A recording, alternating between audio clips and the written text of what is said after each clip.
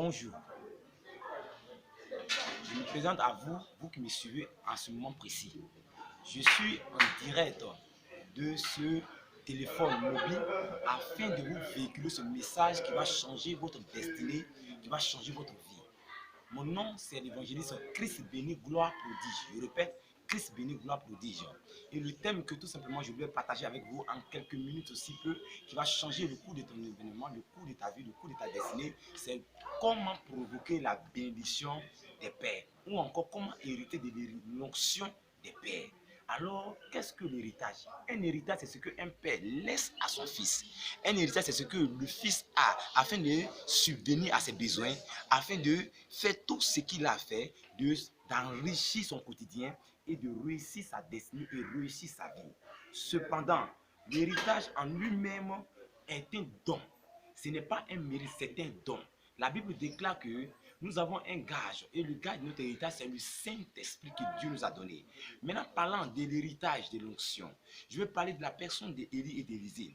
Regardez, la Bible dit une chose, que Élie était de passage et il a vu Élisée qui était en train de perdre le troupeau de son père et il a dit, mon fils, suis-moi. Il a pris le manteau, le premier manteau qu'il a pris, il l'a jeté sur Élie, Élisée du moins, et Élisée a été touché par le manteau d'Élie. C'était déjà une connectivité spirituelle, une connexion qui devait maintenant attirer Élisée à entrer dans la bénédiction. Je vais dire à quelqu'un, tu as eu des opportunités où Dieu t'a interpellé à entrer dans la bénédiction. Certainement tu as hésité, certainement tu as eu peur, certainement tu t'es posé beaucoup de questions. Quand est-ce que je pourrais rentrer? Comment je pourrais rentrer? Avec quoi je pourrais rentrer? Qu'est-ce que je peux faire? Qu'est-ce que j'ai comme de potentialités? Comme Gédéon aussi s'est posé ces questions.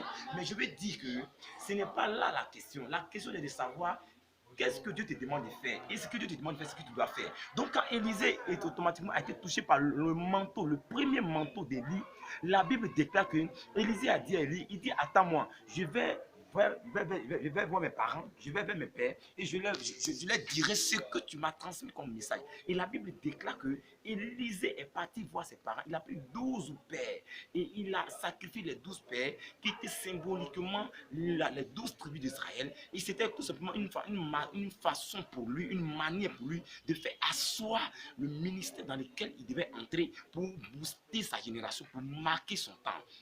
Vous comprenez ceci? Alors Élisée, ayant sacrifié ceci, il a donné, il a partagé la nourriture à tout le monde. Les gens ont mangé en satiété. Et Élisée est parti, il a suivi Élie. Regardez la particularité de la marche d'Élisée avec Élie. Un homme qui a marché avec un grand, un homme qui a marché avec un géant, un homme qui a marché avec une personne de distinction. Cet Élisée avait suivi Élie toute sa vie. Il est resté dans la fidélité. Et il a manifesté ce qu'on appelle l'intégrité. Il a manifesté la persévérance. Il a manifesté l'humilité. Il a manifesté l'obéissance. Il a manifester tout ce qu'on peut appeler le fruit de l'esprit venu que l'esprit peut nous donner, que nous trouvons en Galate, si bien sûr. C'est pourquoi je veux dire à quelqu'un, pour que tu entres dans la bénédiction que tu recherches, tu as besoin du fruit de l'esprit. Le fruit de l'esprit, c'est la personne de Christ. Et la personne de Christ ne peut que te donner la bénédiction que tu recherches. Pour hériter de l'onction, il faille que nécessairement tu fasses un sacrifice, comme Élisée a fait ce sacrifice. Il faille que tu t'engages. Et l'engagement nécessite tout simplement ce que j'appelle l'audace divine. Qu'est-ce que l'audace divine? L'audace divine, c'est tout simplement poser un pas dans le vide. L'audace divine, c'est marcher sans savoir où on s'en va, mais sachant bien sûr que nous avons comme arrière-plan notre Seigneur Jésus-Christ qui nous tient et que nous oriente dans son plan divin, parce que c'est lui le chef d'orchestre. Et vous voyez ainsi, Élisée a conduit sa destinée. Il a suivi Élie. Il a suivi Élie dans cette humilité, dans cette modestie, dans cette simplicité, jusqu'à ce que le temps vienne où Élie va lui dire une chose. Regardez, il y a une particularité qui m'a marqué. Élie lui a dit, il dit, Élisée, tu dois rester parce que je dois aller. Dieu doit m'enlever. Mais Élisée n'a pas écouté ce que Élie lui a dit. Il a dit, l'Éternel est vivant et ton âme est vivante. Regardez ceci. Élisée, pour hériter de l'onction que Élie avait, il a dit d'abord, l'Éternel est vivant parce qu'il pouvait tout simplement s'appesantir sur Dieu et non pas sur un homme. Vous voyez, du point de vue humain, quelqu'un aurait pu dire que Élie est méchant parce qu'il a vécu avec Élisée. Élisée a sacrifié toute sa vie. Il a marché avec Élie. Il a vécu avec Élie. Il a servi Élie. Il a été à ses soins. Il a fait tout ce qu'Élie lui demandait de faire. Mais comment est-ce qu'un homme comme Élisée, qui a vécu avec Élie, va finir par se retrouver sans rien, sans un héritage? Élisée n'a pas demandé de l'argent. Élisée n'a pas demandé d'avoir des voitures. Il n'a pas dit, Élie, parce que les dieux de Baal que tu avais vécu, on t'a donné assez de cadeaux, j'ai besoin de cadeaux. Il n'a pas demandé ces choses. Il n'a même pas demandé ni une voiture, ni une maison. Il n'a même pas demandé d'avoir une femme. Il n'a pas demandé d'avoir notamment il peut dire une paire de bœufs. Mais il a dit tout simplement, j'irai là où tu t'en vas. Regardez, Élisée a suivi Élie. La première des fois, les gens, les fils des prophètes ont dit à Élisée, ton maître sera enlevé. Et parce que ton maître sera enlevé, tu dois rester. Il dit, ce que vous savez, je le sais, taisez-vous. Et Élisée a suivi Élie dans la persévérance. Je vais dire à quelqu'un, le miracle que tu recherches, l'onction que tu recherches, la grâce que tu recherches, cette grâce se trouve dans la persévérance. Sans la persévérance, on ne peut avoir le résultat que nous recherchons. Sans la persévérance, on ne peut avoir ce que nous recherchons. Sans la persévérance, on ne peut obtenir le résultat que nous désirons. Et la persévérance nécessite l'idée de la patience. La persévérance implique l'idée de l'intégrité. La persévérance implique l'idée de la persécution. Parce qu'il y a beaucoup de choses qui peuvent se passer autour de toi. Les gens peuvent t'humilier, les gens peuvent t'ironiser, les gens peuvent te laisser en cours de chemin. Mais tu dois savoir que tu as une vision. La vision, elle ne meurt jamais. Tout le monde peut ne pas croire en toi. Les fils des prophètes n'ont pas cru en Élisée. Ils n'ont pas cru en ce qu'Élisée pouvait être demain pour que vraiment l'image d'Israël soit restaurée. Ils n'ont pas cru en cela. Ils ont voulu le décourager au contraire. Quelqu'un veut te décourager sur ton chemin. Quelqu'un veut décourager ton ministère. Quelqu'un veut décourager ton mariage. Quelqu'un veut décourager tes projets que tu as entamés. Quelqu'un veut te dissuader pour la bonne décision que tu as prise.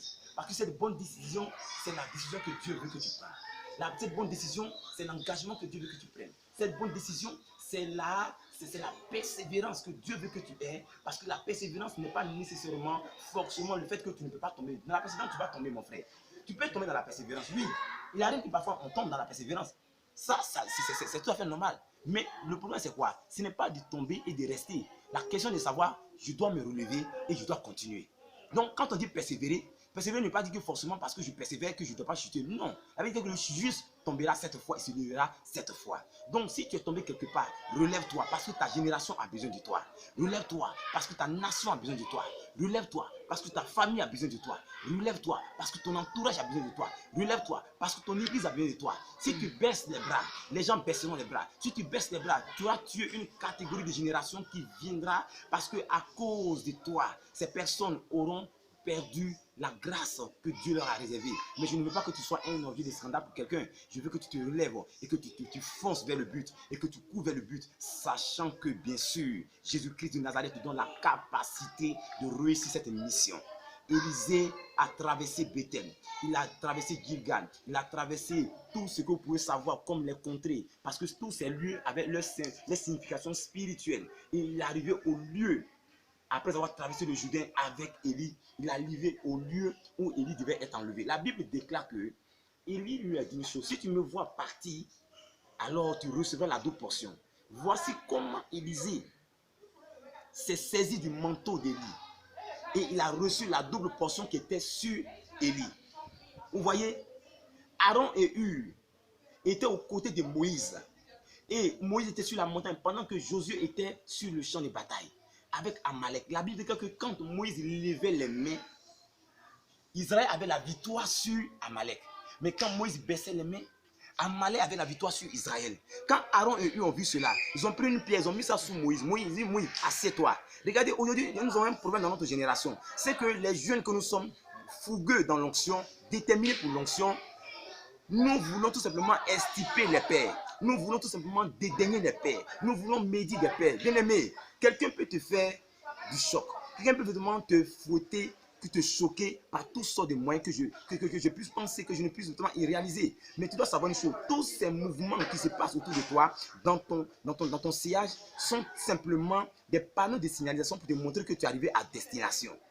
Le problème que tu traverses aujourd'hui n'est pas là pour te tuer, n'est pas là pour te détruire, mais tout simplement pour te signaler que tu es arrivé à destination. C'est pourquoi tu ne dois pas rester en marge de ta destinée. Tu ne dois pas rester en marge de ta gloire. Tu ne dois pas rester en marge de la vision que Dieu t'a donnée. Tu dois continuer à courir. Tu dois continuer à marcher avec Dieu. Tu dois continuer. Tu dois savoir à quel moment il faut courir, à quel moment il faut marcher, à quel moment il faut s'asseoir. Quand est-ce que Dieu veut que tu marches? Quand est-ce que Dieu veut que tu cours? Quand est-ce que Dieu veut que tu parles? Quand est-ce que Dieu veut que tu agisses? Parce que quand Israël était conduit par la colonne de nuée dans le désert, il savait pour autant que là, quand la colonne de nuée s'arrête, en ce moment-là, tout le monde doit s'asseoir. Quand la colonne de nuée bouge, je dois bouger. Alors mon frère, ma soeur, Dieu veut bouger avec toi. Dieu veut aller très loin avec toi. Lève-toi et va de l'avant parce que une génération t'attend. Si tu as compris ce message, tu recevras, je ne dirais pas la double onction, mais je dirais que tu recevras une onction sans mesure. Parce que nous sommes arrivés au temps de l'onction sans mesure. Dieu veut déverser l'onction sur ta vie afin que cette onction puisse t'amener à marquer ta génération, marquer ton temps. Si tu as compris ce message et que tu me suis, où que tu sois, en Amérique, aux États-Unis, en Océanie, en Asie, en Afrique, où que tu sois, dans n'importe quel contrée où que tu te trouves, l'onction te saisit et Dieu te lève et Dieu te met en marche et tu bouges avec l'onction. Ne reste pas assis parce que désormais, toute la génération et toute la création attend ta révélation.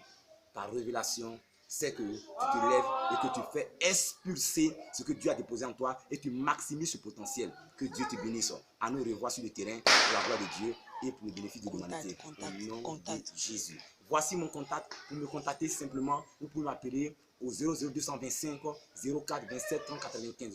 Je répète 00225 04 27 30 95. Je répète encore 00225 04 27 30 95 ou encore le 00225 le 47 69 71 66. 00225 47 69 71 66 ou encore le dernier numéro, le contact du bonheur, bien aimé, c'est le 00225 52 27 57 82. Je répète 00225 52 27 57 82. Que Dieu te bénisse pour le mouvement, pour la gloire et pour le bénéfice de l'humanité. Amen.